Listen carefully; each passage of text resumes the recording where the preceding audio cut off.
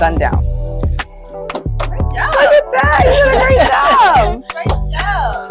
Okay. That was great. On my journey of helping women build confidence and shooting skills, I've met some of the most amazing, powerful ladies. What would you do if life actually turned upside down and your connection with God just kind of slipped away? Well, this woman didn't just rebuild. She created a whole new masterpiece. Through therapy and faith, she turned her pain into purpose, stacking her coins and helping others along the way. Don't miss this fire interview. Welcome to Shoot the Shh.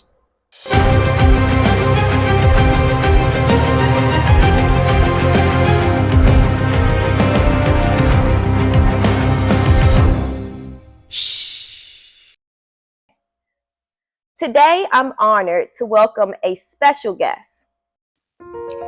This extraordinary woman has overcome domestic abuse and spiritual battles.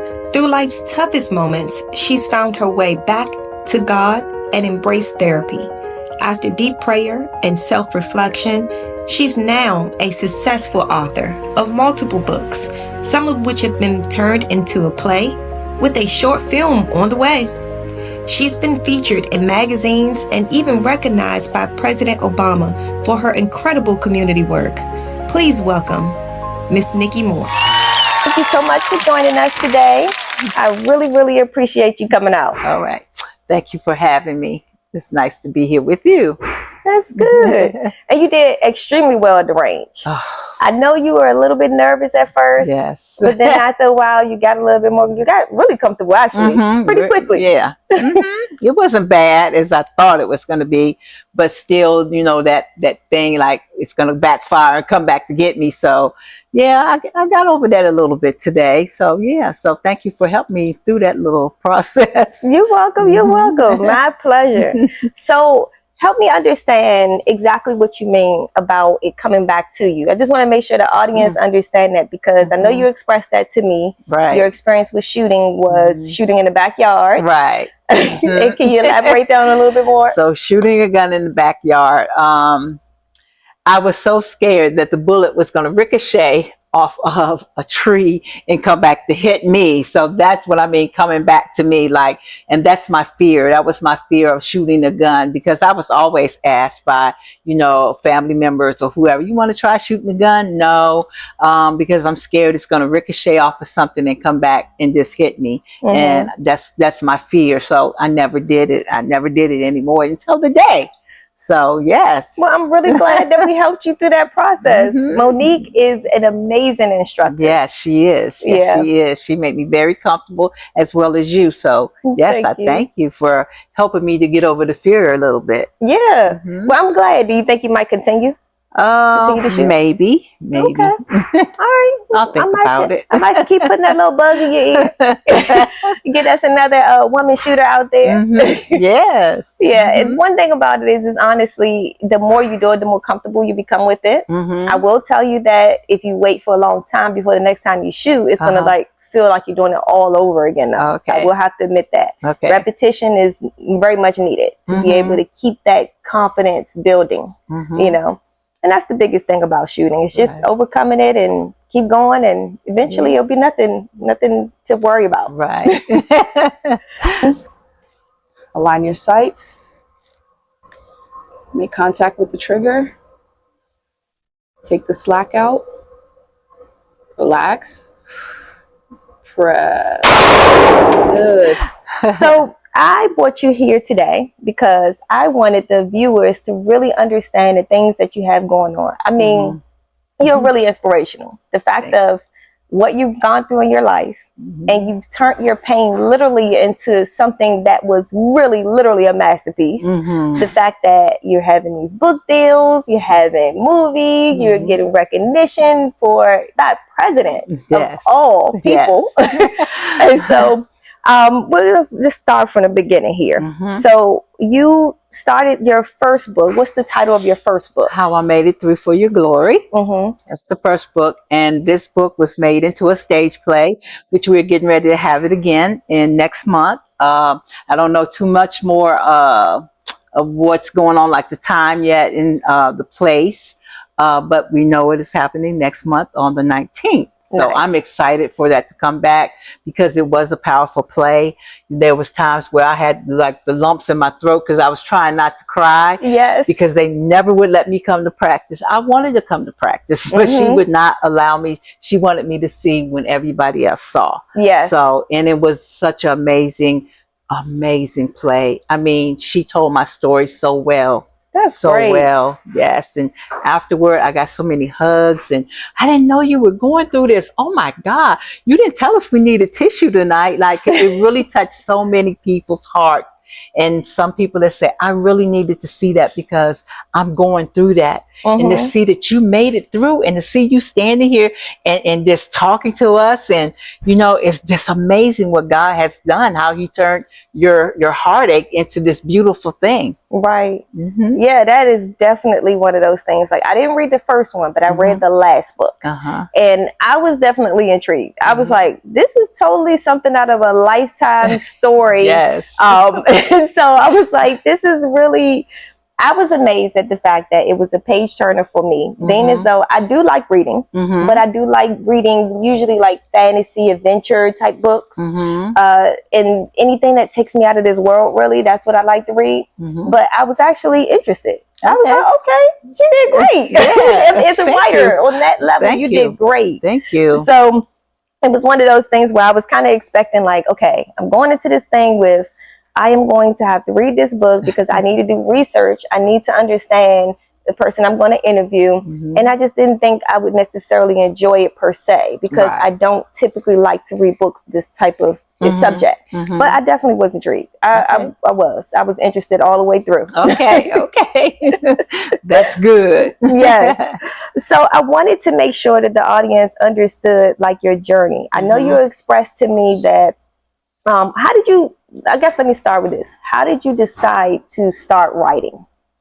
I've always wanted to be an author. I just didn't know when I was going to be one, but I always wanted to write a book. But when that happened, you know, after, you know, the marriage breakup, I just started journaling. And I kept looking at my journal every day, and I said, you know what? I can make this a book and to help other women, to know that God is going to help them through also. You know, it doesn't feel like it sometimes, and the pain is so excruciating that, you know, you just don't think you can even handle it anymore. But to know that God's going to bring you through this, and he's going to send you people to really help you through, because that's what he did to me. And so that's why I wrote the book. Like, I was just journaling. I said, I'm going to make this a book to help other women and give them hope and encourage them that they too can get through this with God's help. Nice. I mean, what more powerful way of dealing with your own, you know, trauma and grief and things that's journal. And then you say, hey, look, I'm going to turn this into something that's going to be able to help others. Like, that's a blessing. Yes. That's a blessing to pay it forward like that. Yes. So that definitely is one of the things that really captured my eye. You have one more in there. Okay. All right. Good. All right. Up. Align your sights. Make contact with the trigger. Take the slack out and press. Good job. Good job. Finger straight. Already. My God. Look. That was awesome. Now how you feel? Okay. Good. That was a great shot. Yeah. Thank you. When you have dealt with this, your first book, would you say it was challenging to go ahead and get it published and things of that nature? What were some of the obstacles you may have had to encounter with that? Yes, it was after I said, okay, I want to do this. I'm going to make this into a book, but I didn't know how. I knew it was going to cost a lot of money, because I've seen things out there that publish your book and it was costing a lot of money. So one day I was just on Facebook, and I seen this guy just was posting about his books and publishing his books. And I said, well, I'm just going to ask him, how did he do it? He don't know me from Adam, but I'm going to ask him, how do I get my book published? I want to be an author. I have a book that I need to get done. And I reached out to him on Facebook, And he just automatically just took me in, like, you do this and you do this, you do A, B, and C, and then you got to do this. I mean, he gave me every piece of information that I needed to make this possible. And he stuck by me until it was published, until I became an author. And can I give him a shout out? Sure. Definitely, please do. I want to shout out Mark from New York. I don't want to say his last name, but Mark from New York, you know who you are. And thank you so much for showing me how to get my book published. Thank you, Mark. We needed that. Because of you, we now have a book and a play. Because without the book, you might not have gotten recognition for the play. Yes. Here. So when it comes to you doing that journey of that book, did it kind of feel like a comparison with you today shooting by any chance? The fact that you came into this thing not really knowing what you were, doing or what necessarily to expect. And you may have had some kind of fears about publishing your book as well. Do you feel like it was some similarities there as far as how you overcame those things, publishing a book and overcoming shooting today? I wouldn't say I didn't have any problem writing this, and no worries or anything. Other people did. Like, what is your ex-husband gonna say? But I wasn't too worried about him because it was all about me. I did have to explain to the readers that, what happened. He left me, and everything. So that's about all he's in there. But the rest is me and how God brought me through that journey. I did try to take my life. So, I tell you about that. I didn't hide anything. I wanted to be transparent, because that's the only way people can get healing, is you be transparent, you be real, So yeah, no comparison. Okay. No. Well, that's a good thing. So when it comes to the spiritual journey that you had with this first book, would you say that you found your way back to God, or God was there with you the entire time, like in a sense that you were very conscious of that relationship with you and God? Sometimes it felt like God was there, and then sometimes not, because there was many times I asked God, where are you? This pain is just too much for me to bear. Where are you? Don't you see me hurting? And then there was times of comfort where he would send people, to just give me a hug, encouraging word. I had my friend, she came and she sung songs to me over the phone so I can get to sleep and stuff like that. And it was, sometimes and sometimes no. Because it was very hard to go through, and God, it was the only person I really, really did have, because it was like some people understood, some people didn't, because they wasn't in it. Even some of my coworkers, they would keep telling me, you're going to be all right. Just let him go. Da, da, da. And then I would get upset with them and say, you're married. You're happily married. So how do you know how I am feeling right now? How do you know that? You don't know how I'm feeling. So I would get all upset with them. And that's not even my character. Like, I'm not mean person at all. So, I just kept saying, God, you got to get me through this. You have got to get me through this. And then my friend who I spoke of, she asked me to go to a retreat. And she had went through the retreat because she's been through this thing twice. So she understood the pain and the hurt and everything of going through it twice. And she asked me, please, just go to this retreat. I'm telling you, God's going to meet you there. He's going to heal your heart there. And I kept telling her, no. If he ain't healed me right here, it don't take me to go there. She said, you need to go there because it's something that's there. She couldn't explain to me what it was, because we're not allowed to talk about the retreat because it's so awesome. So I said, okay. She bugged me so much till I did go. And that's where I found God, really, really found God. And God healed my heart. When I came from that retreat, the Monday morning I woke up, I felt like a brand new woman. Oh, wow. God healed me right there. And I give him glory for it, because if it wasn't for God, I don't think I would have made it through. Yeah. That's amazing. I mean, the fact that you had a friend to really help you get to that point. And then you got there and you really understood what she was saying that she could not put in words. Right. Yeah, it's amazing. Yes. All right, Nick, align your sides. Make contact with the trigger. Take the slack out. Press. Good.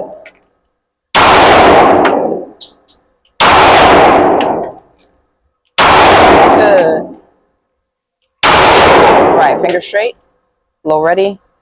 Take the magazine out. So when you take the mag out, what you're going to do is you're going to push. Yes. So what I'd like to say is I find it very empowering that you can sit here right now, you can talk about these things and work through your emotions about it. I mean, how was that with the process of you actually writing and publishing your books?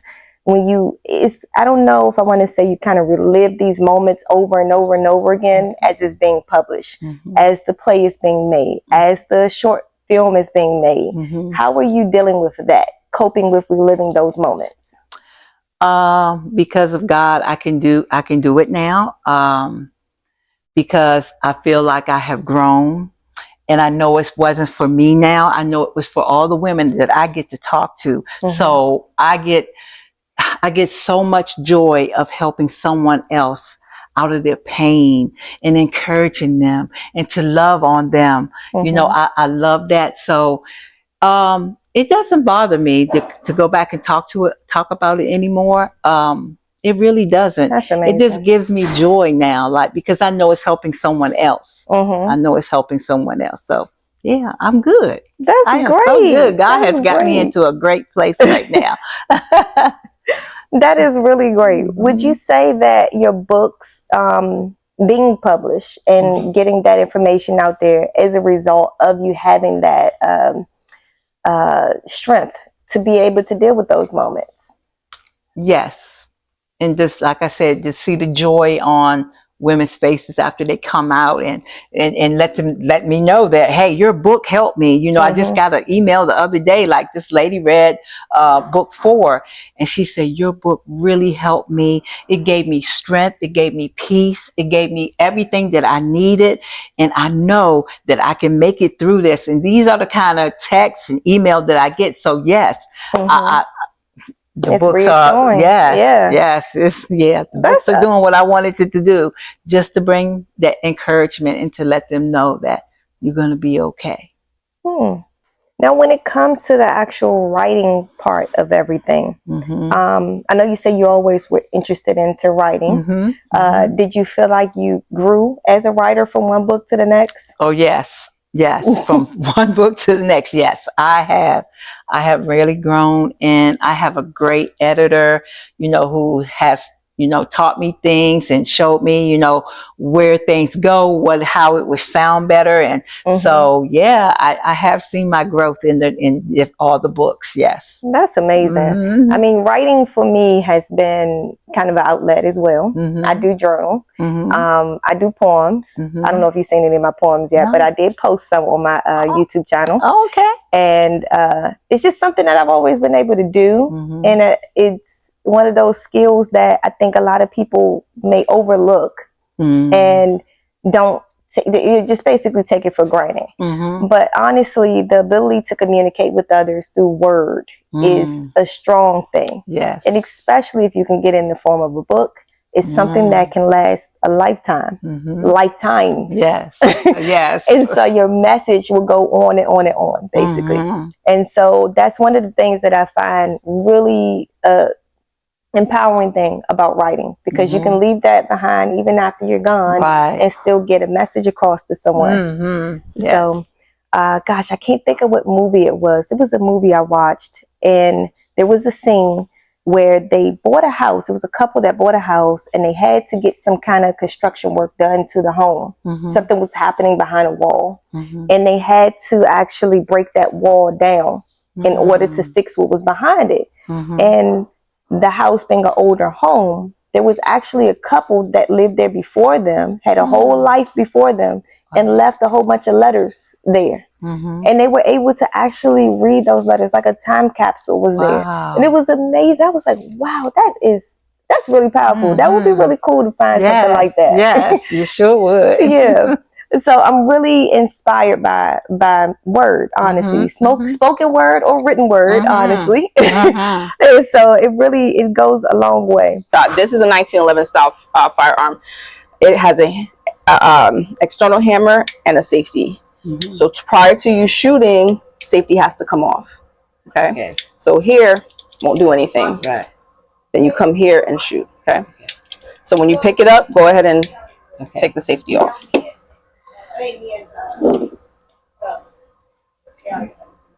Yep. Okay. All right. How many? There's not a lot of slack. There's pretty much no slack in this. So once you have your sights aligned, go ahead and take a nice controlled shot. Finger straight, low ready, and so one of the things I find, kind of challenging in life at times is to be consistent. Right now, this is evidence of consistency for you. Yes. Do you have any issues with consistency on like being able to get these things done? No. That's great. Once I make up my mind, I'm going to do something, I go full force with it. Like, okay, I'm going to make A, B, C, and D happen by this time, and the next by this time. So yeah, Yes. I don't have no problem with consistency. That's not great. at all. Definitely that has been a struggle for me. I'll be empowered and want to do something, and then life happens and it's like skirt and so but now that I'm older now, I am a lot more focused, and I can consistently stay on task with something. But at first, oh my gosh, it was like squirrel squirrel. I would lose attention real quick and off to something else. But yeah, I definitely have grown so much in that area. I just thank God for that. Yes. So one of the things I find also interesting about shooting is that if you don't have the consistency, you will lose that skill. And so that has encouraged me to continue to practice that repetition. Someone once told me practice makes permanent. And I said, oh, okay. Yeah. I was like, okay, that kind of rendered with me, because I'm like, I remember when COVID first, came to the States, and they shut everything down. We couldn't go to the range, and then months passed, and now we can go to the range again, being rusty. Right. I was like, what is going on here? And that was a wake up call for me, because it was like, you cannot miss time in between practicing. You have to be consistent with that, because you will be rusty. Right. And so programs like NRA's women's what is it called? Women on Target. NRA's program, Women on Target, is a really good program for beginning women into this field, to incorporate them being able to learn the basics of firearm ownership and use, and then also being able to shoot the caliber 22 for a pistol and a rifle. And so if you haven't already learned anything about that program, I do encourage you, and you all as well, the audience, to please look into those programs, because they're nationwide. It's an NRA program, and it's something that I've actually assisted with teaching. Monique actually does teach, and I will assist her if needed as well. And so I felt really at home in that classroom. As much as I learned or know about things about firearms, I was amazed that there was things that I learned sitting in that class. And I love the sisterhood of being in that class, because it's full of women, and it was just empowerment all the way around. So it was a lot of encouragement. So do you think you would take a class, something like that? Yes. I would. Yeah. So, and it is also something that would support the fears that you may have about firearms. When you learn a lot more about it, like in a classroom setting first, then it also goes a long way. To help you build a little bit more confidence. So I read the last book, the one that's about to be a short film, The Narcissist, that one. Yes. And so I was like, okay, this is really, really intriguing, because I could think off the top of my head of a couple of women that I know that may have actually experienced some things like that. And I'm not sure how they navigated through it, but I'm really glad that you got out of it when you did. Thank God. Thank God. Woo, thank God. Yes, because we all want to feel like, we have someone that is there to hold us, to hug us. We want that companionship, and then we want to feel sexy too. I mean, all of us want to feel that. So it's like it will keep you keep coming. Like regardless of the negative that goes along with it, it'll keep you coming back to it. Let's dive a little more into her experience and what it took to bring this story to life. Here's a sneak peek behind the scenes with Miss Nikki Moore and co-star Kody Pullet as they share insight on the making for the short film, The Narcissist and Me. So with you first, what is the name of this book that we're going to turn into a movie? The Narcissist and Me. Okay. And what made you decide that this was the book out of the 7 books to be turned into a movie? Because of Domestic Violence Month, because of what I went through, the physical and the mental. So I really wanted to do something for domestic violence. Every year I do something different, and I thought, hey, let me just turn this book into a short film. Okay. That's fair. That makes a lot of sense. I love it. I mean, you're right on point. I mean, we're right there at the cusp of Domestic Violence Month. And what better way to express the care that you take in your craft and showing others the way of getting through something, because you're not the only one to go through this, as we understand, and we have to be there to encourage and help everyone else get through things, right? So that's amazing. And Kody, what made you decide to take this role when it was offered to you? What made me decide to take this role was it was an interesting role for one to take, and also just wanting to help, being a part of something to help people, to help others. I looked at it as positive energy, and if I can be a part of something that's great, why not take the opportunity to help play this role?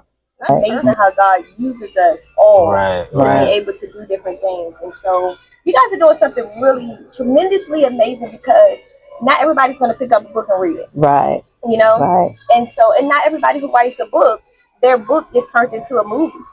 So it's pretty amazing that this is the journey. So I'm so excited for you. I can't compete with it. I'm so excited. This really makes me happy.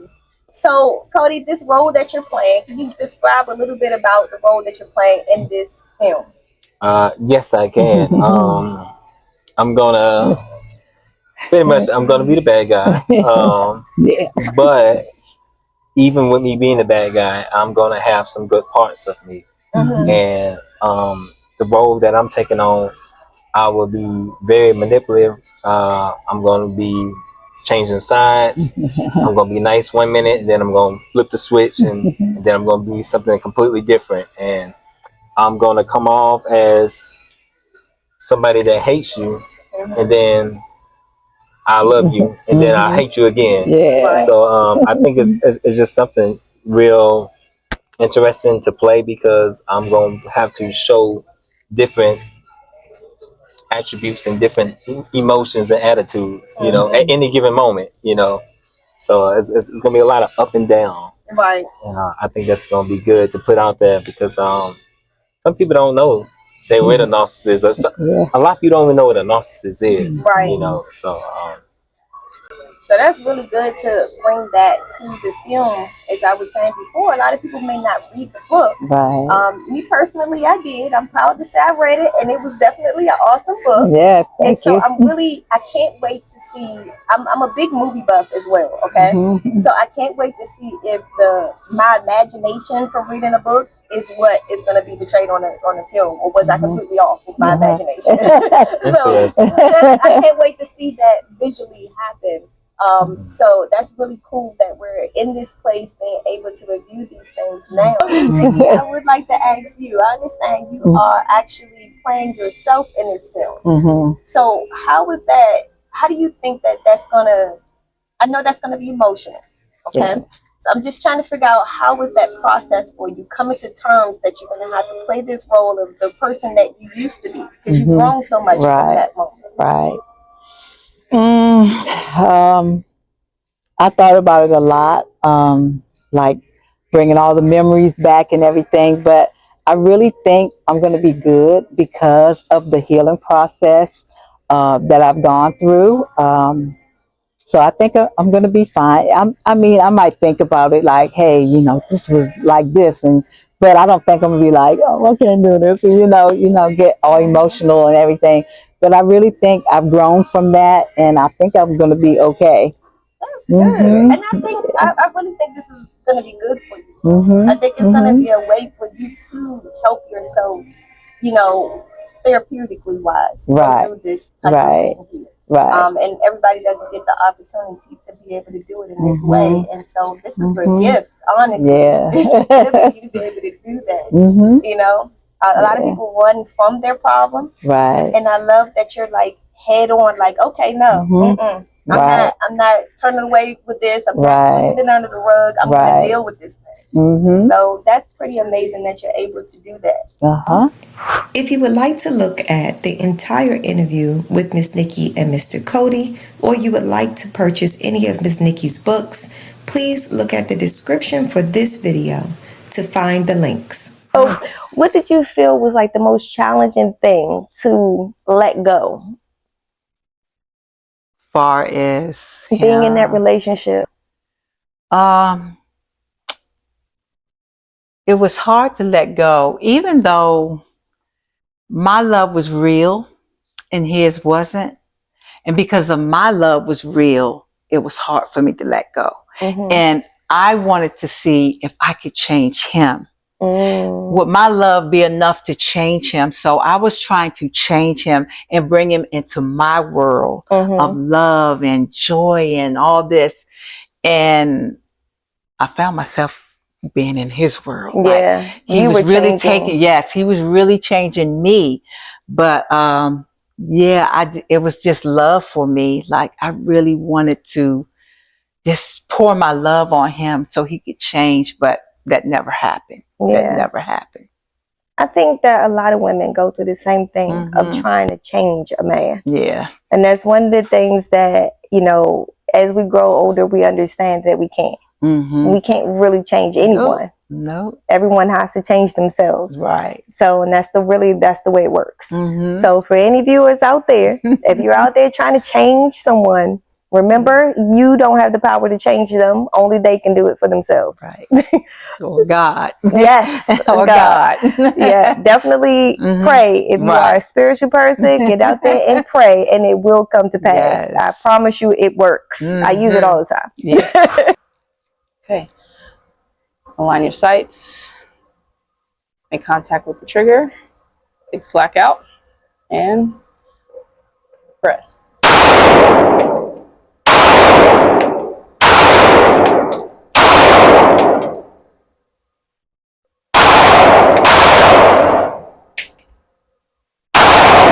Good. Finger straight.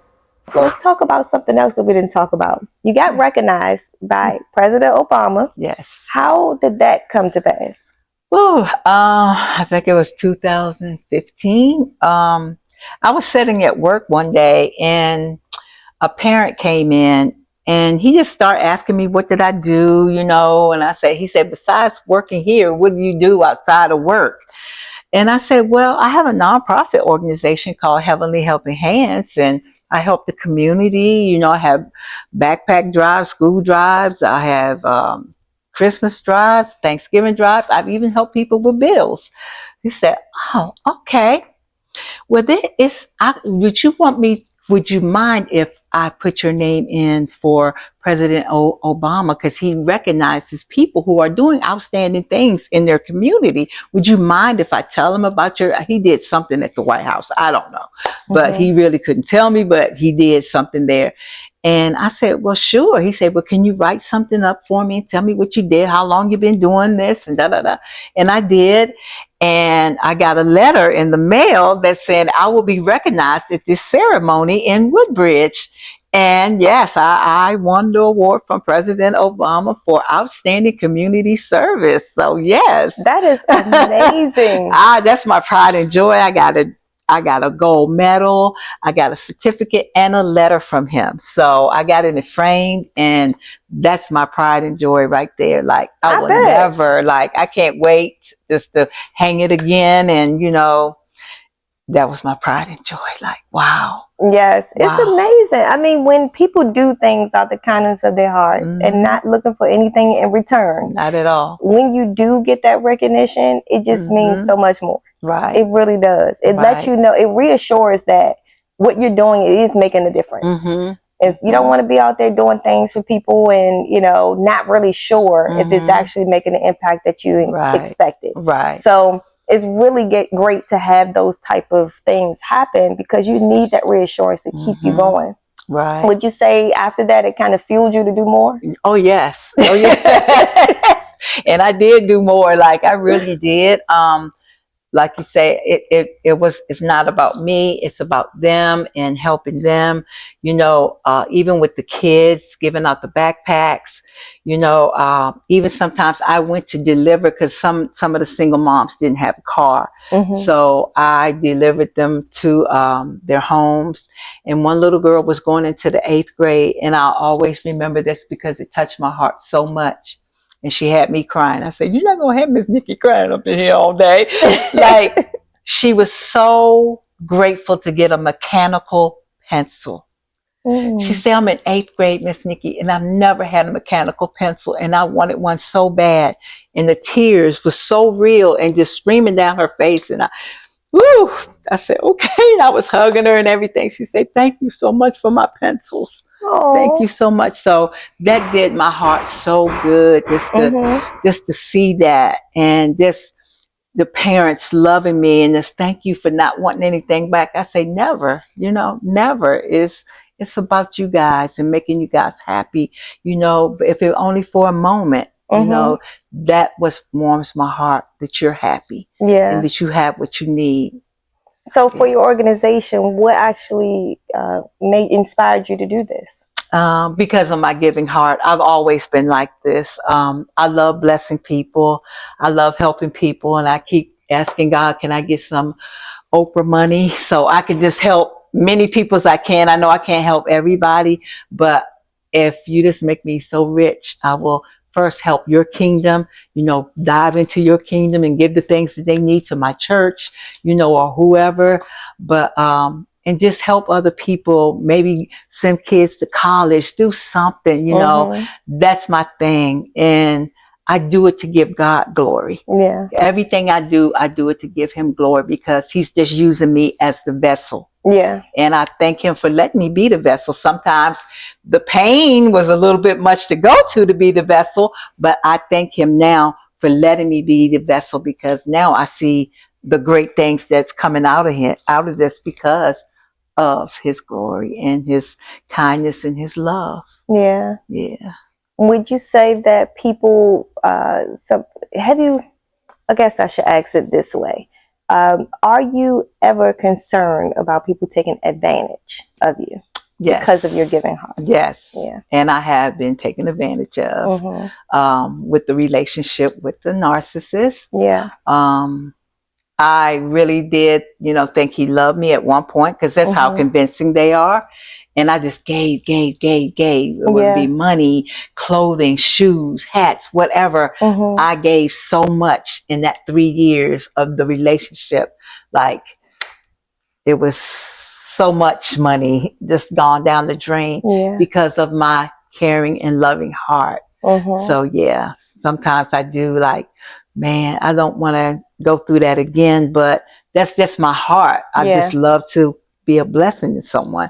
If I'm in the grocery store now, you know, and if I see somebody in need, I just swipe or, you know, and then there's times that I can't help people who really need a lot. Yeah. And my heart gets so sad and I just want to cry because I can't help them and I want to help them. Right. Yeah. There are times where I'm out and about and, you know, someone will be asking for money, you know, they're homeless or they need food or whatever. And I remember one time one of my daughters asked me about why did I choose to give someone some money.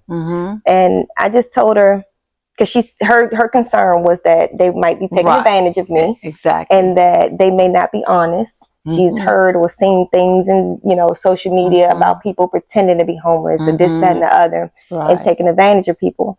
And so I just told her, when things like that come up in a situation where I have to make that decision, I just rely on God to guide me. I really rely on the Spirit to really guide me because consciously I'm thinking, okay, this could be my last $20 bill that I have for right now, you know, or, you know, my last couple of dollars I might just have thrown in my purse. But if the spirit leads me to do it, regardless if I think I should or not, then I do it. Right. And if the spirit doesn't lead me, I just keep moving. I say, okay, sorry, I can't help you right now. You know? And that's just kind of how I gauge that. I don't know if anybody else can out there could relate, but that's kind of how I do it. Right. Because I can't be thinking about what are they going to do with this money.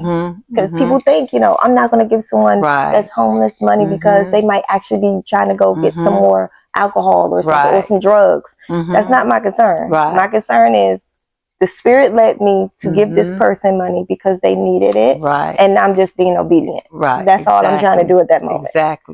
So that's one of the things that I kind of like try to pass on to my children, that they would have some guidance in that and listening to those things, listening to the spirit to guide them. What would you say is your next move? Because I know you have some things coming up. Just the short film, which I am so happy to do, just to bring awareness of domestic violence. And I am the producer, so oh my gosh, I'm just so excited about that. Producer, director, like I am so excited to be able to do my own little short film. So that's what's next. And the play is coming again, like I said. Wherever God leads me, I just go. Whatever doors open, you know, I just walk through. When He opens it, I say, "Okay, God, I'm going through." So yeah, so that's gonna be so great. This has been so big. You know, we've been on so many interviews right now. We're getting ready to be in a magazine. So we're happy about that, to do an article about the film and everything. So I'm excited about that. It's become bigger than we even thought. Yes. And this is not your first rodeo being in a magazine. No. So what magazines have you been recognized in? Okay. Which one was first? I can't remember. It was a magazine in Atlanta. Okay. Scars of Survival. That's what it was. It was for domestic violence also. I told my story. I've been featured in that magazine twice. And then came I think it's Women of Dignity was next, the one I just did. Then I'm getting ready to be next month in Life magazine, LYFE, Life magazine also. And then Kody is my co-star for The Narcissist and Me. He will be playing the narcissist. And we're going to be in Women of Dignity magazine for domestic violence. Nice. Yeah. That is great that you're able to get these stories out there and it's really touching people. And you have different avenues of doing it. Because, I mean, honestly, not everybody reads books. Some people read magazines. Not everybody reads at all. They watch TV. So you're actually finding every avenue to be able to get these messages out there. And that's amazing. And you don't have to stop just here in the States with this. I mean, this could be worldwide. And it is. I'm sure these things are circulating worldwide. Oh, yes. I've heard this. Some of my books are, my friend called me. She said, "Girl, I see your book. Shh, don't tell. It is in Australia." I said, "Girl, you better shut up talking to me." And she did. She sent it to me. And yes, it sells for $30 in Australia. Nice. Yes. So yeah, they're around, they're floating around. That is great. That's really great. So what advice would you have to give someone who's interested in being a writer? Just go for it. Like, I know sometimes you're going to be scared. Like, I can't spell. I can't, I pronounce words right to spell them right, or, but you get yourself an editor to do all that, because that was one of my fears. Like, okay, but I'm not a great speller. Like, those big words that I need, some of those big, I know there's dictionary, I know there's Google, but I just wanted to sound right. What words go with what words, and stuff like that. So that was my fear too. So I would just say, let's journal. do what you got to do, and just read it back. I had to read it back to make sure it sounded right and everything. So I would just tell them to go for it. Don't be fearful to do it. Just do it. Just do it. Get yourself a good editor and find a great publishing company. And hey, sky's the limit. Do 3, 4, 5, 6 books. That makes sense. I mean, you're speaking to me right now. I actually have a couple of book ideas. Right. I've started writing some. Even my oldest daughter actually is written, and I'm trying to, keep pushing her to continue to finish it and things. So I definitely was worried about the same thing. I'm not a good speller. Oh yeah, definitely. That was my thing. Like, oh my gosh, okay, I'm gonna do this, but Lord Jesus, yes. But I did. It's 7 of them, so hey, yeah, did what I had to do. And what advice would you give someone who has been going through some of the challenges that you have been through? Trust God. Trust God. Even though, like I said, sometimes I didn't feel like God was there, but God was there the whole entire time. I see him now, and I don't want to cry. And it's just because of gratefulness to God. Yeah. It's the gratefulness that I cry about now. That he gave me so much joy after all that pain. Yeah. Yeah. And I'm really, really encouraged by this, because some people can go through things and they get out of it and they forget about who helped them get through it. They forget about the how they made it through it. But you're saying, I'm going to show homage to God. Right. I'm going to always put God first because I appreciate it. And I think that's a big deal. Yes. Because sometimes people are even afraid to mention about their spirituality in a public setting. Because, people ridicule for different reasons, But it's important to know that we're all human.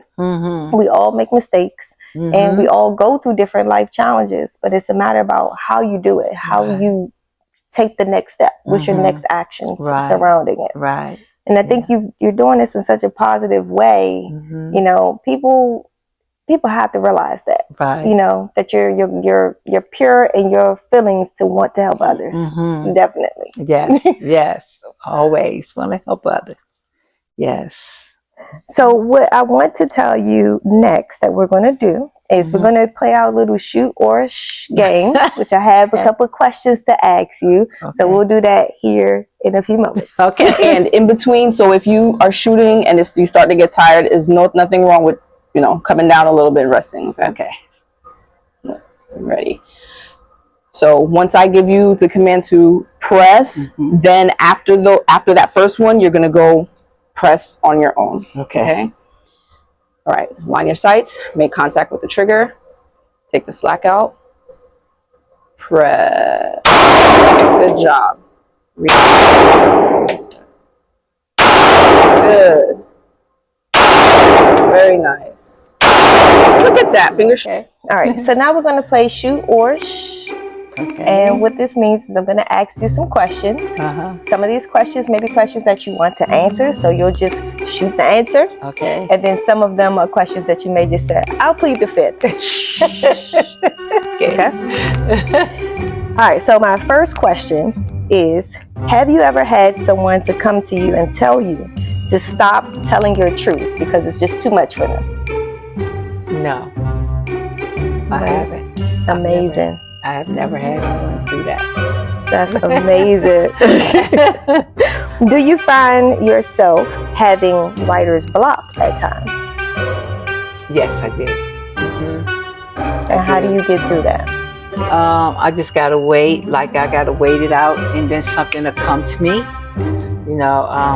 But I did have writer's block, maybe with 3 of them. Like, okay, I just gotta stop. Like, okay, but I'm stuck. So what do I say after this? And then 2 or 3 days later, I'll have it like a dream or something will just stir it up. If I see something that's, a book or a little word will stir it up. Nice. And it'll be this, it'll come on through. That's great. And then number 3, is any of your books or any of the plays or anything exaggerated a little bit for entertainment purposes? No. All true. Everything, like I said, I'm just real with it. Like, That's great. I'm just real with it. Everything you see in the book, it happened. Okay. Everything you're gonna see in the play, it happened. Okay. In the movie. Well, that's definitely great. I literally was just looking at there's a movie for Milli Vanilli that's coming out. That was like, oh wow, okay, yeah. I guess that story should be told. Yeah. I mean, I think everybody was kind of duped about that. Like, okay, they weren't this, they weren't that, you know. So, and I understand entertainment is a big piece of getting things done. Right. You know, so sometimes when we want to tell our truths, when it comes to movies and things, they may have to exaggerate a little bit, you know, for the entertainment factor. No, I didn't see any of that in the play, and you won't see any of that in the short film either. Like, everything it happened. I'm very transparent in all of my books, in the play. Nice. Very transparent. Yes, I told you I tried to kill myself. I drank. I don't even drink. Like, I just went to the 7-Eleven, just start buying anything that said alcohol was in it. So, just to get the pain to go away. Right. But the next day, the pain was still there and I had a headache. Oh my God. Yeah, so yeah, I'm just very transparent. Well, that's awesome that you can be transparent like that, because a lot of people can't. They gotta hold it in and don't want to tell nobody nothing. Yeah. So, question number 4. As a minister, have you had someone judge you for your past mistakes? Not that I know of. They haven't brought it to me like, you just, you know. They've said it, you know, to someone else, but I have never heard anybody judging me for my past mistakes. No. That's great. Because I know some people struggle with the whole spiritual walk. And so I can imagine reading books that's telling your tell-all, or your, you know, things that you went through, like you even expressed, these challenges you've come through. I can only imagine someone saying, okay, well, she went through all this, she's a minister, I don't know about her, you know. But it's one of those things that shows your resilience, and it shows how God helped you, and that you have grown. So for me, I'm even more intrigued with the idea of the spiritual walk because of that, the over challenging. So question number 5, our final question. Was there a person that you didn't help, that you felt really guilty about not helping? You thought maybe you should have helped that person?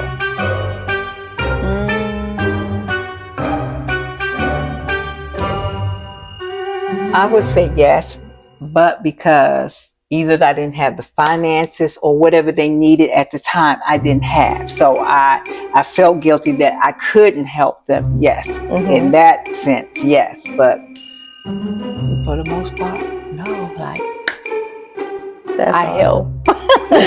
I help so many people, like, and not to brag or anything, but like, I just do. I help a lot of people, you know, and just bless them. I just feel like blessing them, and I go bless. And then it comes back to me. God brings it right back to me, like, okay, you bless them, let me bless you. Like, definitely. I mean, even for those who aren't even, you know, a person who believes spirituality, but just thinking about the universe, you know, you get what you give, and that's pretty much the same thing about the rules of the universe, basically. Yeah, because you're planting seeds, and God's going to bring it right back to you. I've seen my harvest come in, like this, given to so many people. Like, even when I was in need after I was, you know, going through the ex-husband thing, like, every need that I had was really, really taken care of by God. Because I know it was because all the seeds that I've sown to other people was coming back to me now that I needed it. Like, I had a lady write me a blank check and told me to make it for whatever I wanted to. And I could not believe it. I said, God, you are really blowing my mind right now. You are really blowing my mind. She took me to the grocery store, bought me $400 worth of groceries. She filled my car up. I had people pay my car payments, electric bills. I mean, what do you need? It's been going on. And I know it's because of all the seeds I've sown to other people. That's amazing. A blank check? A blank check. Blank check, girls. Oh my God. I said, you sure? Because she asked me, you know, she heard what had happened and everything. And she said, how are you doing? And I said, I'm doing okay. You know, I'm doing okay. I still have my days And then the Holy Spirit speaks to me in my ear. You have not as you ask not. I still needed $400 to pay my attorney fees. That's it. I had paid it all the way down to that. I said, I don't want to ask this woman. You have not as you ask not. So I say, well, yeah, I have attorney fees, $400. If you can help me with that, if you really want to help me. And she said, okay. She got her purse and got her little checkbook, and she gave it to me. And she gave it to me folded. She asked me how to spell my name, and I spelled it. She gave it to me folded, and then I unfolded it, put it a long way in my wallet. And I said, oh, you forgot to put the amount. I see my name. She said, no, I didn't, because I know you need more than that. So whatever you need, write the check for. I don't need to know what you want it for. I don't want to. All you need to do is just tell me the amount. That's all I want from you, Nikki. That's all. But Nikki went home, put down everything that I needed it for, and sent it to her. She said, I erased everything. I said, I only want the total what you make the check for. Not that. I said no. And she said, as long as you keep this between you, me, and God, we are good. And that's all I want from you, just to keep this thing between us. And I said, oh, always, always. But then she calls me, and I made the check for whatever I needed. And I said, oh, she's going to try to probably take these words back, but she see the amount. Right. Never budge. Okay. Then she calls me back twice and gives me $200 more extra dollars on top of that. Wow. So that's how God has been taking care of me when I say I sow the seeds, and I don't mind sowing and helping other people. I don't. That's just me. That's who I am. And God made me such loving and a compassionate person for people. I love people. Yeah. Even when you do me dirty, I forgive you, and I love you. I love you. That's the real love compassion. of God. Yes. God has given me such a compassion. Yeah, yes. That's real dedication and compassion right there. Because I mean, lots of people can't really turn the other cheek officially. Like that just doesn't resonate with a lot of people. Right. And some people can. It's one of those things that's a gift within itself. If you ask me. Right. Yeah, because I got that question again from my first book.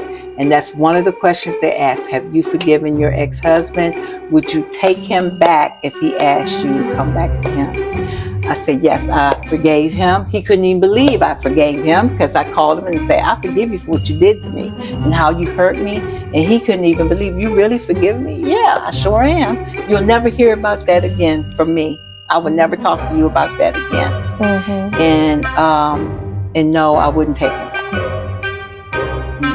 Good for you. Yeah. Good for you. You definitely don't go back to that same thing. Oh, no. No. We can't relive that. Yeah. Even though good things came from it. Right. My baby came from it. My sons. Yes. Yeah, good things came from it. And that's all, it's just great. But we can't repeat the same thing. Right. No. Right. Yeah. Well, thank you so much for joining today. You did awesome. My pleasure. You shot well. You shot these answers well. No from you. Like you said, you're transparent. Right. So it showed. Yeah. Thank you so much. You're welcome. You're welcome. See you again soon. All right. Thank you. Yes, you will see me real soon. Yes. Thanks for joining us today. We hope you have enjoyed this inspiring interview. Be sure to check out the links in the description to purchase Miss Nikki's books and follow her on Facebook to stay updated on her latest projects. Who knows, you may even find a way to help her in her mission. And ladies, if you're looking to feel more confident with firearm use, don't hesitate to explore the NRA's Women on Target program near you. It's a great way to get started, and you won't regret it. We'll see you again soon. Until next time, shoot for the stars.